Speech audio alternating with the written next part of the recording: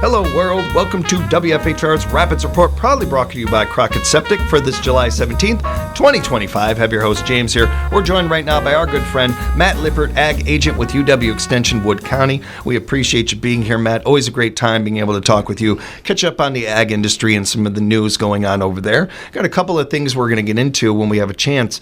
If you don't mind, I would like to start with the, so most know right now that there's a mandatory milk testing going on for our dairy farmers involving the avian flu. And a recent farmer survey suggested a potential slowdown in dairy and farm loss is possible. I don't know how much you want to touch on that or how much you even can, Matt. I don't want to throw that at you, but I was really curious about this process and how the milk is tested and what it is from the farmer's perspective on this. Mm-hmm. So, milk is just about everybody, at least at some point of their life, drinks milk.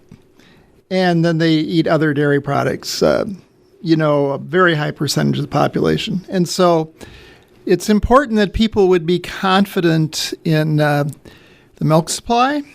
And I think the dairy industry gets it out that there's abundant reason to be confident, but it's so important to people's life. I don't know if people realize. So every load of milk that leaves the farm is tested. Now the farmer may be doing some on-farm things for their own management, but every load is tested by whoever accepts that milk. So in Wisconsin, a lot of it is cheese plants. So the classic ones are farmers get paid on the butter, fat, and protein content in their milk. They get monitored for the bacteria count. Milk would grow bacteria. It's such a good food source that it really would grow things. Yeah. And so every load is measured for that. And then the one that people don't realize is that because a lot of people buy organic and they're concerned about antibiotic residues, but every load of milk is tested for antibiotics. And it's a very severe penalty on the farm if they put milk out that had antibiotics in. So it's like under 1/100%. It's like 3 more zeros after that of milk that actually is. Okay, so this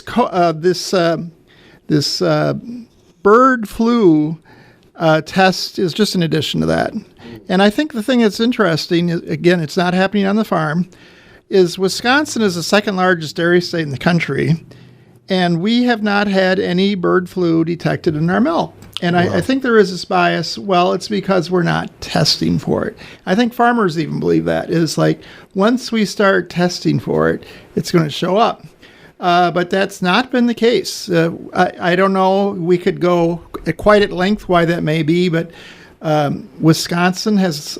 We've had bird flu in poultry, but not in dairy cattle in our state. Yeah, and being blunt, and again, just reading from the articles that I've read, I don't actually know anything. I'm just reading going off of what I've read and the research and everything. I feel like we would know. If it was, there's some pretty heavy results from this when you catch bird flu and some of these things from avian flu, from what I'm seeing at least. Yeah, so I think the testing. So when this broke, when it crossed species into cattle, it happened in the panhandle of Texas, which there's a number of very large dairies there, and it was very. The penalty really was the farmers. They had very sick cows. They lost milk. The cows weren't going to recover. And so there is, we call it zoonotic disease, if something transfers from an animal to humans. And there were people milking cows that got irritated eyes. So there was actually splash of bacteria-laden milk when you're force stripping the milk to make sure that cow's milk is healthy.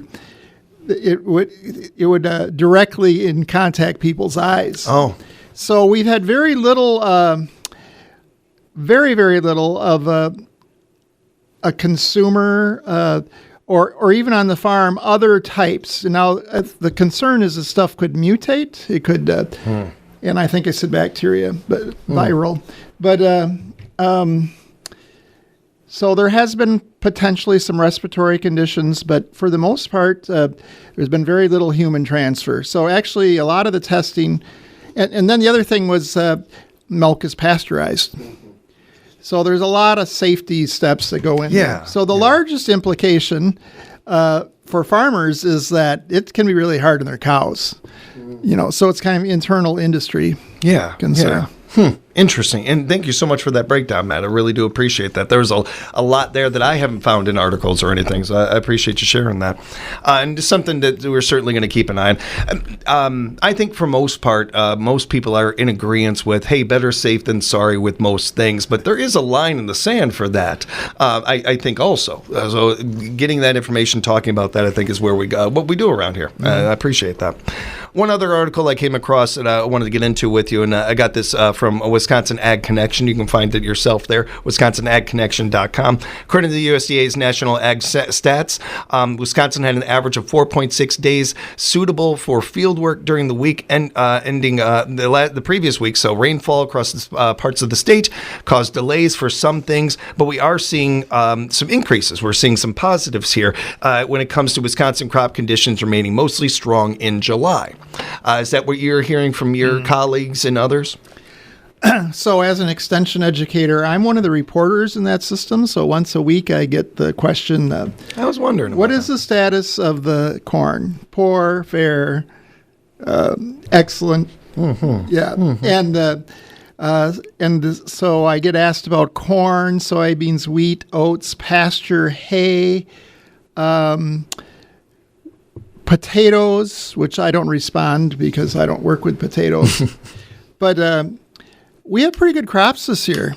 And when I get asked this from other people, I say, well, compared to last year, because I have difficulty getting to Wisconsin Rapids these days because I live in Pittsville, and Highway 73 is closed. So this appreciate you making the trip. Well, when I knew I was aiming kind of the southern end of Rapids today for WFHR, I came in through the cranberry country. But normally I'd be veering north, so I get to see lots of different crop situations. Up in that heavy country in the northern part of the county, not everyone is saying, gosh, is this wonderful this year, because it's been really, really wet. I don't know if you mow your lawn, you might have noticed that the grass is growing really, really well. Yeah. Even here on the sandy soil.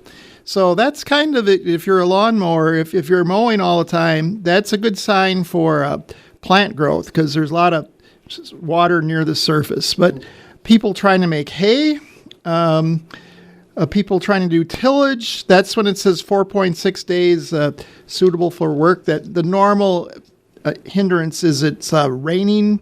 And then on our heavy soils, it takes days after a rain event before it gets dry enough to go back out. So it's on the wettish side, but crops in general are doing pretty well.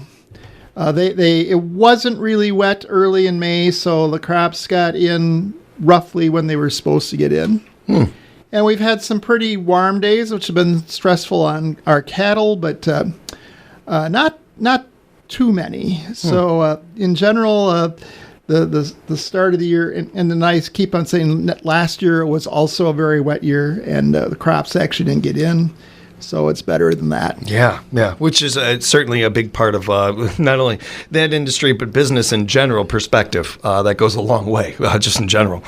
Matt, wanted to wrap up talking a little bit about the state budget that just passed. We're going to be talking about, we have Senator Teston in tomorrow. I'll be talking with him quite a bit about this as well, but I couldn't resist the opportunity to talk to both of you on back-to-back days regarding especially your industry and where you're coming from, why you're joining us here and everything, and representing the ag industry as much as you do at UW. And then, again, another article coming from Wisconsin Ag Connection for journalists. Shout out to Blake Jackson for the reporting. And just so you know where I'm pulling my main facts from and information from, the budget passed, and we had this quote from Michelle Ramirez-White, the government relations director for Wisconsin's Farmers Union. Quote, Wisconsin Farmers Union appreciates that lawmakers came together to pass a budget that reflects input from both sides of the aisle. There are several meaningful wins here for family farmers, but also some disappointing losses. Have you had a chance to look at this, hear about the budget, Matt? And is there any feedback, any comments you have on it? So Senator Teston actually came to our farm. We hosted a dairy breakfast in June and had a chance to visit with him. And he is actually on the finance committee, I think. So very influential in doing that. And when he talked about compromise, the Farmers Union press release there, in Wisconsin, it definitely has to be a compromise because we have Governor Evers is a Democrat, and the both divisions of the Assembly and Senate are Republicans, and so they have to compromise, right? There's not a choice. That's and so I don't think agriculture made the headlines so much as far as the Farmers Union saying they were disappointed in some things. Certainly, the institution I work at the University of Wisconsin, is, it's about the same week that the big, beautiful bill was passed federally. And so that has pretty severe implications for extension, USDA, universities.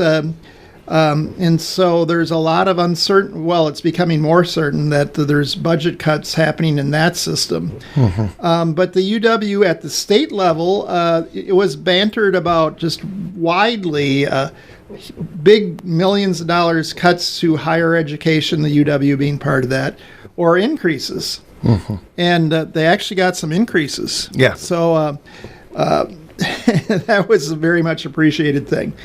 In agriculture, I'd be curious to see further where the Farmers Union, in agriculture, we have a number of organizations. I belong to some dairy groups, but the two main kind of lobbying groups are Farmers Union and Farm Bureau, and they would not say that way, but one tends to be more aligned with the Democrat Party, the Farmers Union, and Farm Bureau is the larger organization. Is farmers tend to be a conservative group, are more affiliated with Farm Bureau. So I don't think that issues in rural areas are things like infrastructure, roads, maintaining roads, and things like that. Maybe some program like this, where's the money come to do this bird flu testing? Do we keep our labs open and so forth? Right. Yeah. Just to kind of give more, a little more to this, because I think a strong thing you bring up there, Matt, is that ag didn't get a lot of the attention from this bill or a lot of coverage from it. As far as and this is hit or miss with the audience. Everything is a case by case basis. As far as on the assumed win side, majors conservation programs receive some much support. The cover crop rebate program, the nitrogen optimization pilot program, they were granted a good amount of money. Those were some ones. Public health and education services, including the UW system, farmers' mental health programs, and free clinics also saw increased funding in some regards, and then other not. And on the other side of this, a compromise on childcare, which played a key role in finalizing the budget, including $110 million for per child monthly payments. We're seeing differences there. That we're not everything is coming through. It's a real mixed bag. It is. Yes. Is. And that is, I think most people out there, we're all adults. You know how negotiating works. You're going to get a little compromise. You're going to get a little this, call that. But the aftermath of this is where we're really going to figure out where these things end up, right? It's pretty hard right now for some of this stuff. Certainly budget cuts or just straight up cuts, we can talk about that and reference that. But other things, we're going to have to wait and see how they play out. Things that affect the rural communities, again, would be rural school districts. And, it's pretty complicated formula about mill rates and so forth, how much they're actually allowed to tax or increase taxes. And so you'll see a lot of school districts, not just rural ones, go to these referendums. And so higher education did fairly well. But the The K through 12 system, I understand, got significant money for special needs children. Yeah. But not otherwise. And so there was a prediction that there will be more referendums for rural school districts. Yeah. Which will be that farmers, by definition of being farmers, own a lot of land, and that there may be tax increases coming that way. On the other side of things, where I meant to get to here, just one last part of this. Despite the gains, some important programs were left unfunded. The Value-Added Agricultural Grant, Food Waste Reduction Grant, the Meat Talent Development Grant, Wisconsin Local Food Purchase Assistant Programs, and the Farm to Fork Grant Program received no support. The total funding gap of these initiatives reaches over $7 million over 2 years. There was also programs supporting CAFO oversight, farmland preservation, rural broadband, and antitrust enforcement staffing were also excluded from the bill. So just the other side of these things as far as that goes. And again, so much of this is stuff is that we're gonna have to wait and see where this goes. I don't know that much of it is going to be positive, but I don't know that any one of those programs, you can pick any one of them you want. And this is just me talking just for myself here. I don't see a positive to losing any funding, let alone complete funding for any one of those programs. I don't see how that helps our ag industry, how it helps our farmers, how it helps the backbone of this state, let alone this country. To me, it doesn't. I hope I'm wrong. I don't mind being wrong. I don't mind being corrected. I just want to be proven wrong. I just hope I would rather be wrong on this one, but that doesn't seem like a positive to me. And again, you can find this complete article at wisconsinagconnection.com. And if you want to reach out to Matt or any of our good friends at Extension, I encourage you to go to the UW Extension website. Matt, did you have anything else? Yeah, so it doesn't affect me directly, but we, on the federal budget, there was basically elimination of what's called SNAP Ed. So that's supplemental nutrition education. Yeah. So I think you've had some of our FoodWise educators. Yeah. So those positions will all be eliminated. They're gone. There's no money. So then some of these state level initiatives you talked about was local food support. So that is right on that same vein. You know, how can we educate people how to eat better? You know, and local food is often considered part of it. And so you saw a loss at the state budget level there. So there's definitely well, you know, have been some. There definitely have been losses, and my SNAP Ed colleagues, we in Extension we can't advocate for those things. I'm just stating the fact that they have been lost. I appreciate you doing that. I don't work at Extension, so I can advocate for them, and I believe we should have them. I believe that they should be there, and that we shouldn't have even had to talk about this. It's ridiculous to me. I don't look at money as a way of me getting more powerful and stronger. I look at money as a means to an end and a ways to help things and an investment tool. And one of the greatest things we can invest in is our kids or our youth or people that need food or et cetera, et cetera, et cetera. And especially sharing of information, growing new farmers, growing so many different things that I could ramble about for days on. That's just me talking. That's just my opinion, but I feel pretty strongly about it. And I'm going to be talking about this with Senator Teston tomorrow. We're looking forward to that conversation. Matt, always look forward to talking with you. Thank you again for the time. Thank you.